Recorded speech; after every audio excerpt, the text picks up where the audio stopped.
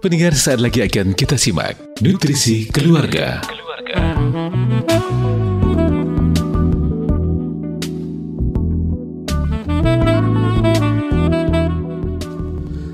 Assalamualaikum warahmatullahi wabarakatuh. Radio kesayangan Anda Persada FM, pilihan pas kita dan keluarga.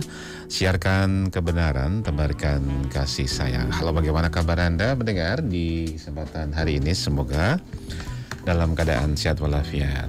Kabar anak-anak juga seperti apa pendengar? Ya, semoga juga sehat walafiat, perkembangan juga lancar. Kalau toh ada sesuatu, semoga dimudahkan dalam masa-masa pertumbuhan anak-anak ini.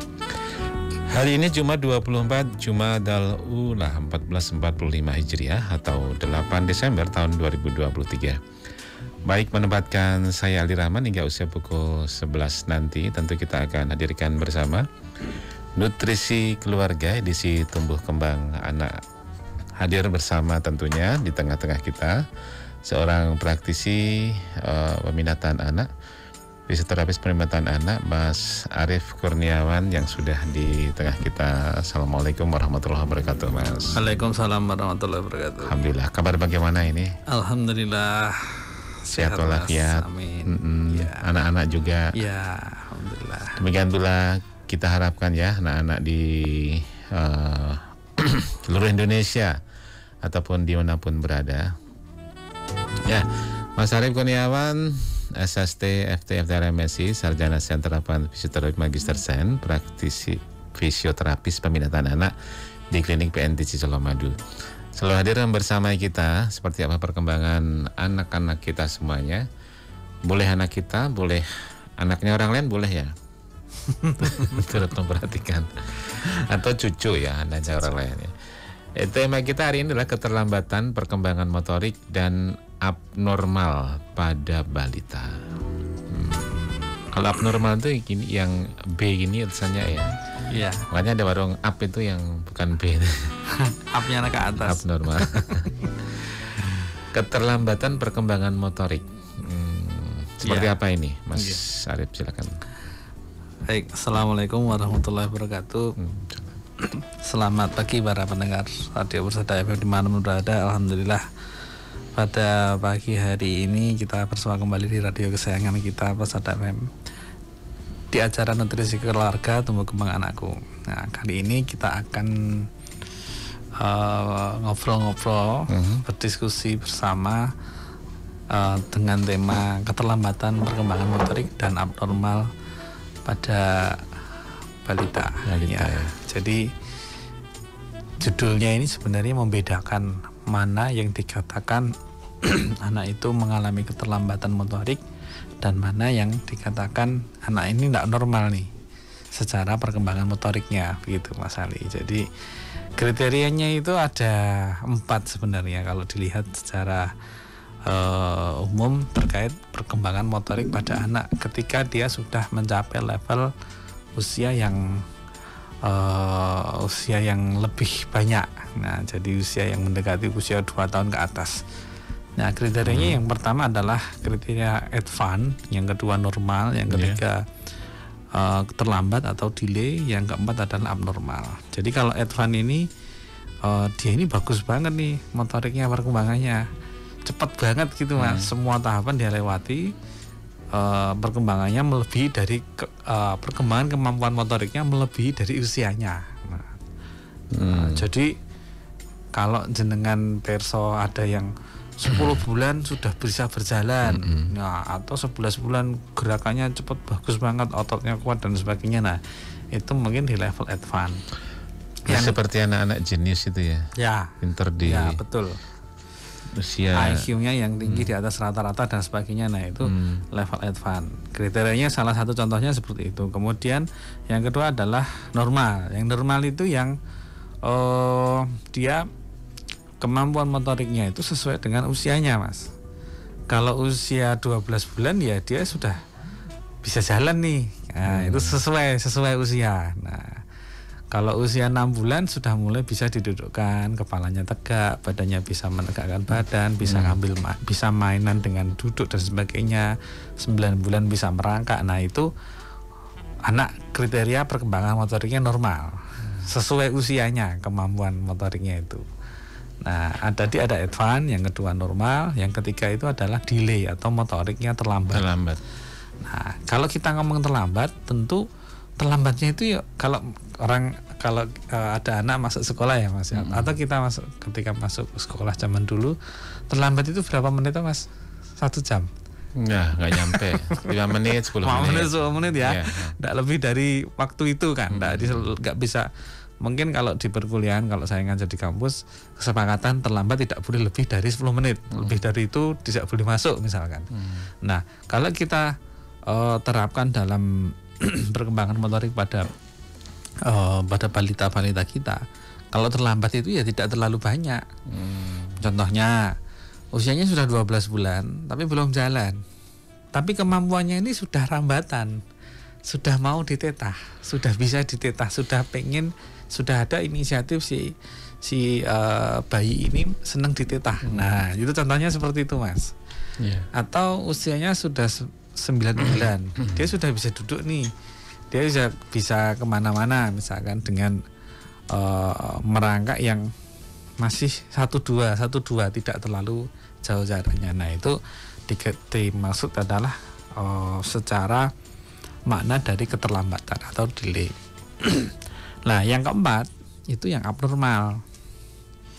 Jadi ada advance, normal, kemudian delay atau terlambat. Yang terakhir adalah abnormal.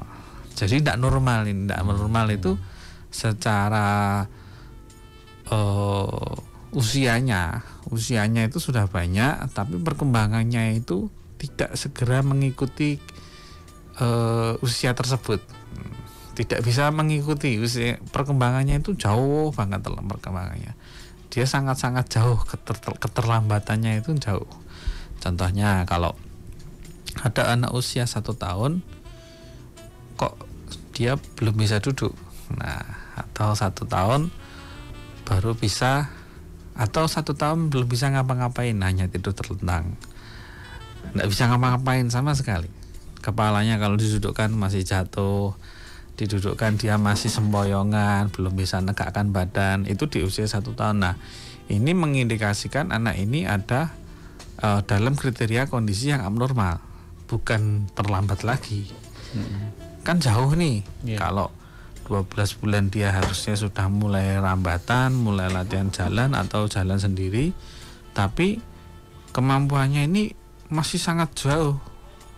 Tahapan yang harus dia dilewati itu ketinggalannya banyak Mas.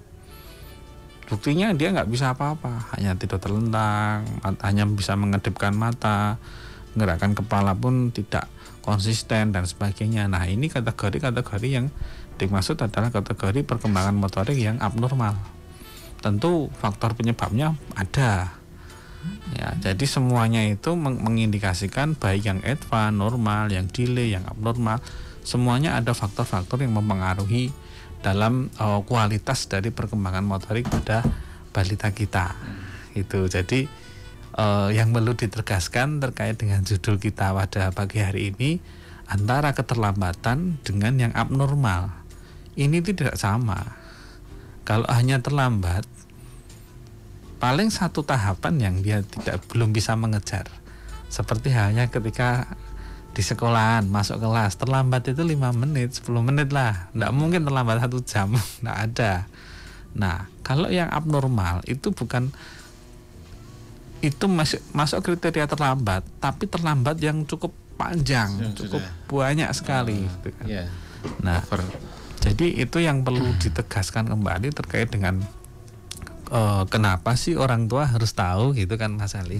Kenapa orang tua itu para ibu-ibu, para bapak-bapak, baik yang sudah punya putra ataupun yang belum, kenapa itu harus tahu agar bisa mengamati dan mengidentifikasi sedini mungkin. Kalau memang ada gambaran keterlambatan itu segeralah mencari tahu kenapa, mencari tahu ke siapa. Ya, pertama yang paling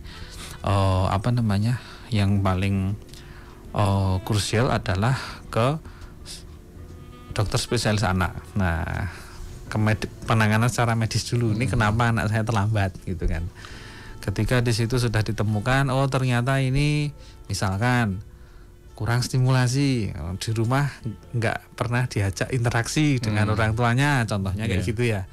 Orang tuanya sibuk dan sebagainya. Nah itu nanti baru kelihatan. Oke, berarti kan harus ada perubahan pendampingan, pola pendampingan di rumah gitu kan Mas Ali.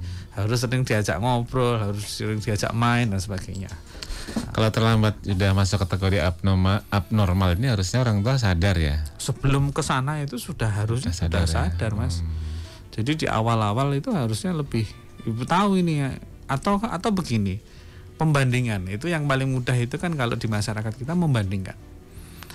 Membandingkan anaknya tetangga itu sudah bisa jalan loh, anakku kok belum bisa, kok baru bisa duduk dan sebagainya. Nah perasaan seperti itu, perasaan kenapa, pertanyaan kenapa kok anakku belum bisa jalan seperti yang anaknya tetangga padahal usianya sama dan sebagainya, itu harus segera dicari jawabannya.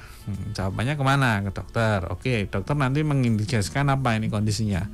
Akan dilakukan pemeriksaan secara general. Apakah memang ada permasalahan otaknya atau kondisi otaknya baik-baik saja, ataukah memang hanya karena kurangnya stimulasi atau rangsangan di rumah. Nah, karena mungkin karena pola pembiasaan anak tidak boleh banyak bergerak, anak digendong terus, suruh tidur terus dan bayi tidur terus dan sebagainya, itu juga akan mempengaruhi gitu kan. Ataukah memang ada gambaran spesifik itu dalam artian dia ada kejang, dia ada riwayat-riwayat dulu lahir prematur dan sebagainya. Nah tentu itu akan menjadi pembeda. Nah dan orang tua kalau memang sudah melihat kondisi seperti itu terjadi pada anak kita dan kita bandingkan dengan tetangga, tentu kita tidak perlu memaksakan diri. Anakku juga akan harus bisa seperti itu.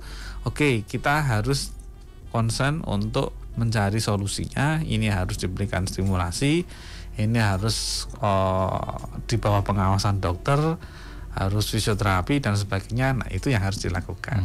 Begitu Mas Ali. Iya. Jadi seperti itu ketika orang tua ya kita harus jeli sekali. Tipsnya seperti yang disampaikan Mas Arif tadi ya, bagaimana perkembangan anak-anak sebaya ya, seusia yang ada di tetangga gitu.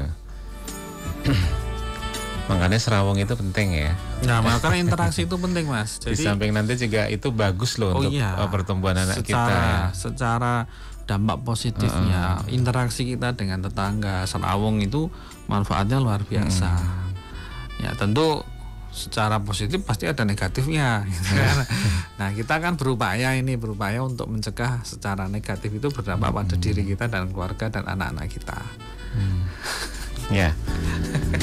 Baik, kita juga akan beri kesempatan Anda pendengar untuk bergabung bersama kami di line telepon 02716381123 atau WA SMS 08139389.000. Sekali lagi di 08139389.000. Kita juga hadir di YouTube. Anda bisa tonton Nutrisi Keluarga siang hari ini lewat YouTube di akun 102,2 Persada FM. Anda juga bisa layangkan pertanyaan, komen di live chat YouTube ya, 102,2 Persada FM.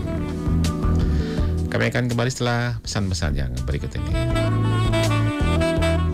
Anda masih bersama kami dalam program Nutrisi Keluarga Persada FM. Masih menempatkan saya Ali Rahman dan Mas Arif Kurniawan, SST, FDR, MSI, praktisi fisioterapis peminatan anak di Klinik PNTC Colomadu. Dan kita lanjutkan tadi terkait dengan keterlambatan motorik. Kalau yang berikutnya selengkapnya Mas Arif silakan. Ya. Jadi begini. Tadi kan sudah kita diskusikan terkait dengan keterlambatan dan abnormal. Jadi kalau spesifikannya, kalau abnormal itu kondisinya memang disertai dengan faktor resiko, Mas. Faktor resiko penyebab kenapa dia menjadi abnormal. Jadi bukan hanya karena kurang stimulasi saja, bukan hanya kurang pendampingan dari orang tua saja. Nah, itu sebagian besar kasus yang ditemui di klinis di lahan yang terjadi pada balita kita itu rata-rata sebagian besar mayoritasnya penyebabnya itu. Nah, kalau dia lambat nih motoriknya. Nah, motorik terlambat itu kalau kondisi fisiknya dia memang secara riwayat perkembangan dari janinnya secara fisik ya Mas ya, pertumbuhan fisiknya bagus, tidak ada riwayat yang mempengaruhi perkembangan dari janin di dalam kandungan, proses persalinan bagus, nutrisinya bagus, badannya tumbuh itu ya tambah besar dan tambah panjang, ya tidak pernah mengalami trauma, tidak pernah mengalami gangguan dalam proses perkembangannya. Ada misalkan pernah kejang, pernah jatuh dan sebagainya, gelundung dan sebagainya sampai jadi kejang, panas tinggi, koma dan sebagainya. Kalau itu tidak ada semua, tetapi kondisinya itu mengalami keterlambatan, tentu faktor yang perlu kita kita perhatikan adalah faktor stimulasinya bagaimana lingkungan rumahnya, bagaimana pendampingannya. Pendampingan itu yang paling bagus tentu dari orang tua ya, tentu itu yang nomor satu. Kalaupun memang itu tidak bisa memaksimalkan pendampingan dengan bagus, setidaknya lingkungan untuk dimana di anak ini tinggal itu settingnya, desainnya itu memang untuk mempercepat keterlambatan motoriknya itu, mengejar seperti itu. Nah, kondisi yang abnormal ini berbeda dengan yang motorik. Jadi faktor resiko penyebabnya itu banyak sekali, Mas. Jadi bukan hanya karena itu tadi. Tentu dia ini pasti ada sesuatu ini. Entah lahirnya prematur lah, entah proses perkembangan janin dalam kandungan terinfeksi virus, pernah trauma, kondisi proses persalinan yang tidak lancar, mengalami trauma dalam persalinan. Trauma itu bisa jadi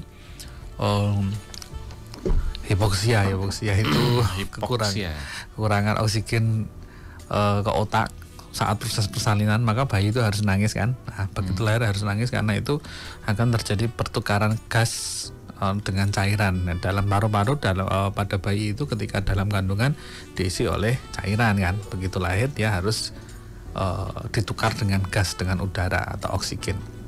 Dia harus nangis, atau setelah lahir beberapa hari ada gambaran kejang dan sebagainya. Atau kondisi pertumbuhan ketika setelah lahir ini ukurannya kok kecil ya, kok kepalanya kecil, lingkar kepalanya. Nah itu kan biasanya secara aspek penanganan medis di awal-awal setelah lahir itu sudah dicek panjang badannya, berat badannya, dan lingkar kepala. Kok lingkar kepalanya ukurannya lebih kecil dari ukuran normal.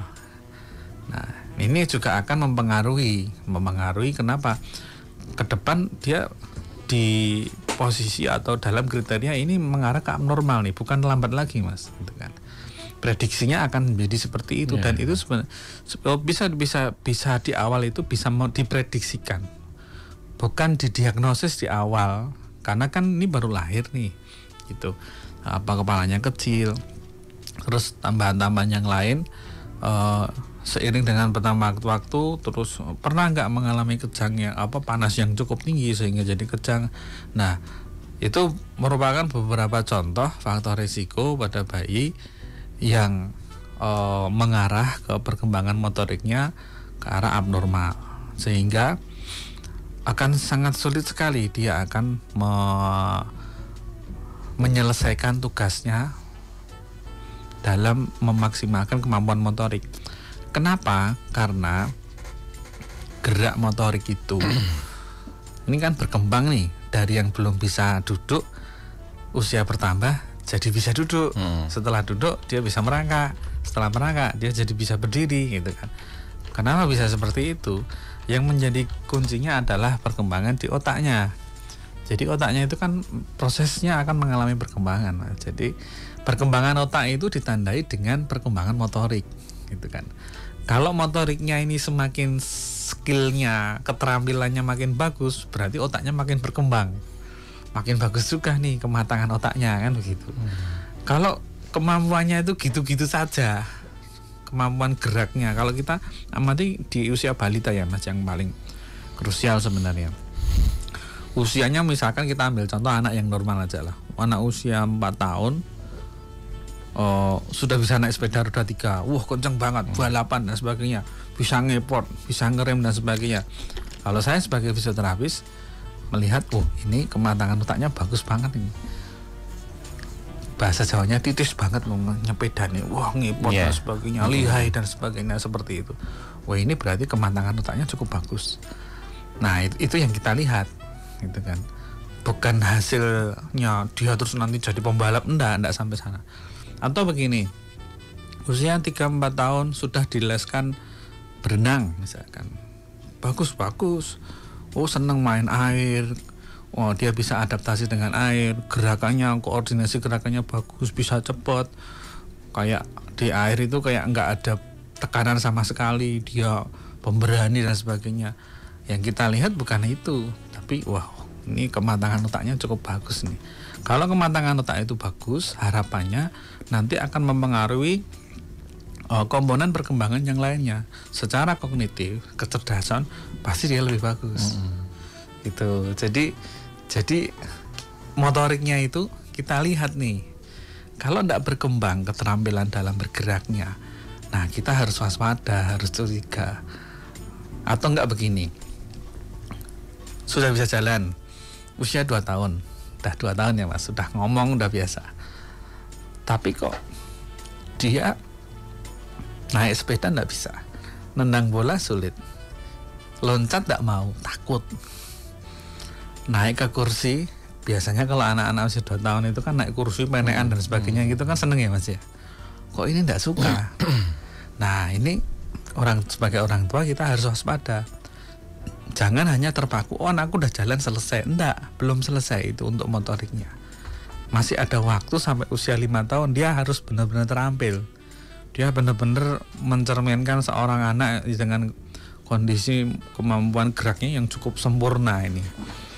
Ya bisa apa-apa lah istilahnya. Kayak anak-anak zaman dulu gitu Mas. Zaman dulu kan SD kelas 1 lompat dari tebing ke sungai. Wah, berani. Sekarang nggak ada. Contohnya itu dulu. Lah kalau sekarang kita lihat,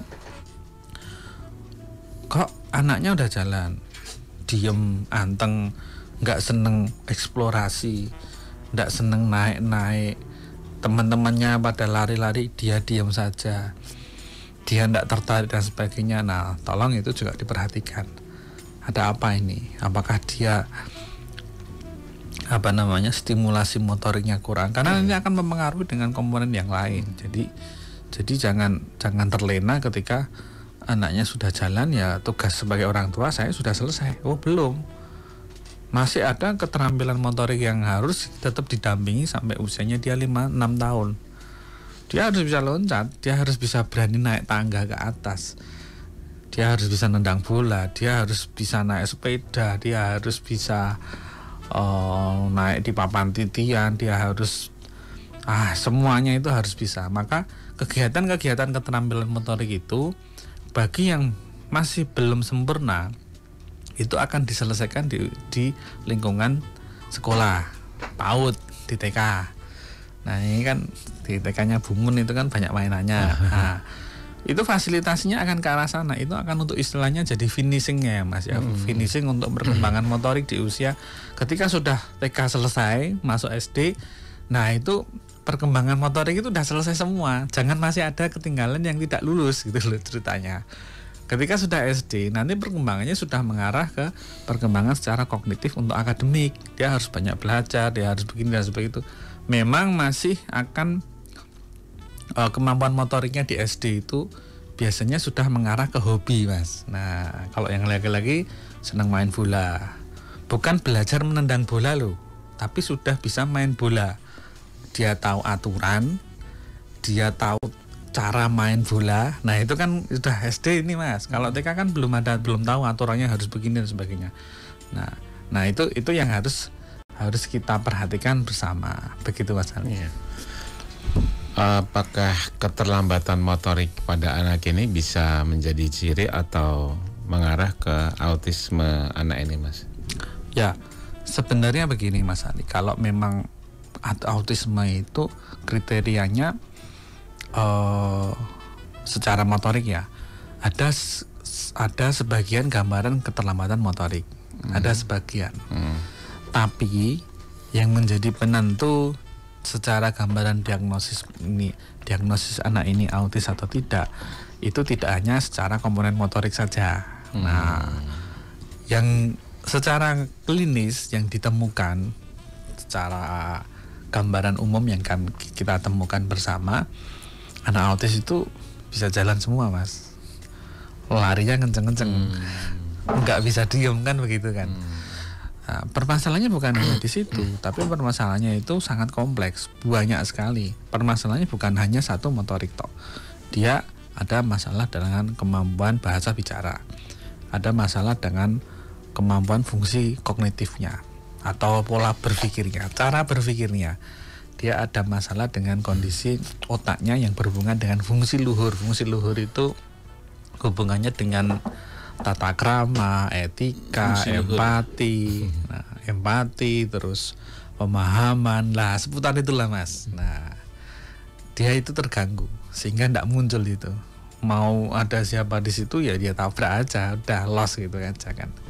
Nah, itu seperti itu gambarannya, karena memang salah satu ciri khas dari gambaran autistik itu ada beberapa tahapan yang dia tidak lewati, atau terlalu cepat atau terlalu lambat, jalannya mungkin lebih dari 1,5 tahun dan sebagainya, atau rata-rata memang sedikit sekali, kecil sekali untuk gambaran keterlambatan motorik pada autistik, Mas. Ya, baik. Di penghujung ini Mas Haris, mungkin apa yang bisa kita lakukan dari keluarga atau mungkin saran dari Mas Haris seperti apa bagi keluarga agar terhindar dari keterlambatan ini? Artinya berarti fase-fase selalu diawasi, tahapan-tahapan diawasi, perkembangan seperti apa dan apa agar tidak terjadi keterlambatan ini. Ya, jadi begini, untuk kualitas perkembangan motorik itu kan tadi kita di awal ada 4 ya. Yang pertama advance itu bagus banget ini, udah canggih banget di usianya yang sekarang, kemampuan motoriknya itu melebihi dari yang sekarang gitu kan. Nah, ini tentu untuk kebutuhan stimulasinya ini dikontrol, Mas. Dalam artian jangan terlalu banyak dulu. Ini karena kan kalau tipe anak yang advance ini hubungannya dengan faktor genetik dia. Dia itu istilahnya diturunkan genetiknya bagus dalam keterampilan motorik, entah dari bapaknya atau ibunya. Nah, itu kan genetik. Tentu kita stimulasinya ya tidak usah berlebihan, yang biasa saja.